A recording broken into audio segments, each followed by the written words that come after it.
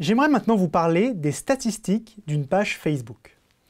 Ces informations sont vraiment importantes car vous allez pouvoir savoir quasiment en temps réel si ce que vous produisez comme statut, comme contenu, intéresse ou non vos fans et si vous êtes dans une bonne dynamique ou pas. Alors le premier point, quand vous cliquez sur statistiques de vos pages fans, vous arrivez sur cet écran qui est un petit peu la vue d'ensemble, votre tableau de bord de statistiques. Vous avez trois cadres ici, le premier qui s'appelle mention j'aime une page, donc là c'est pour suivre en temps réel un petit peu le nombre de fans que vous avez et leur évolution. Donc là on voit par exemple sur la page de la fée qu'on a eu une fin de semaine dernière fabuleuse, un début de cette semaine très bon et maintenant c'est un petit peu faible, donc il va falloir qu'on remette un petit coup.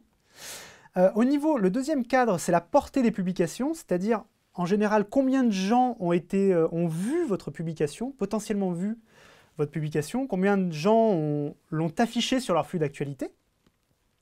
Donc là, pareil, on voit qu'on a un gros pic en dimanche qui a été intéressant la semaine dernière. On est un petit peu en descente aujourd'hui, mais on reste à des niveaux très élevés. Et ensuite, vous avez l'engagement. L'engagement, c'est justement ce que les gens vont mentionner, donc les j'aime, pardon, les commentaires, les partages et les clics sur la publication. Lorsque vous mettez des liens, ça vous permet de savoir si les gens ont cliqué sur ce lien. Donc ça, c'est vraiment intéressant. Ensuite, dessous, vous avez les 5 publications les plus récentes. Alors souvent, vous avez un décalage d'à peu près 24 heures, hein, le temps que le système prenne en compte vos données.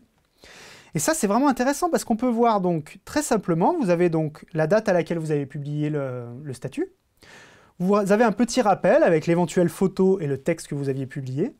Vous avez le genre, donc Facebook vous dit tout de suite s'il y a une photo, une vidéo ou que du texte. Vous avez le ciblage, il faut savoir qu'on peut cibler ces statuts. Prenons un exemple, si vous avez une communauté internationale ou des gens qui ne sont pas dans le même pays que vous, et vous avez envie d'envoyer un statut qui ne parle qu'à eux. Imaginons que vous ayez des clients belges par exemple. Et bien vous pourriez, lorsque vous publiez votre statut, sélectionner uniquement le pays belge, la Belgique, pardon. Et donc ça vous permettrait de savoir précisément si vous avez touché ou pas ce public-là. Ensuite, vous avez la portée. Ça vous donne une indication, donc vous l'avez séparé en deux.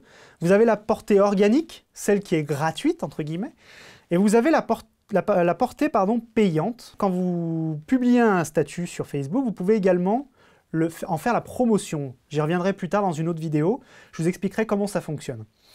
Vous avez également l'engagement, donc là pareil, ça vous permet de voir très rapidement quels sont les statuts qui ont le mieux fonctionné. Donc là, on voit bien que le statut des fameux albums photos a vraiment mieux fonctionné que les autres. Et là, vous avez un onglet « Stimuler la publication », c'est ce dont je vous parlais tout à l'heure, qui vous permet donc de reposter ce statut et d'avoir un peu plus de gens qui viennent le voir, en fait, et qui cliquent dessus. Donc ça, c'est assez important. Ensuite, vous avez en dessous les pages à surveiller. Vous pouvez rajouter des pages que vous connaissez ou qui vous intéressent. Et vous pouvez suivre également leurs statistiques généralistes. Vous pouvez savoir si elles augmentent plutôt leurs fans et en quelle proportion, combien de fois elles ont publié cette semaine, quel a été leur engagement.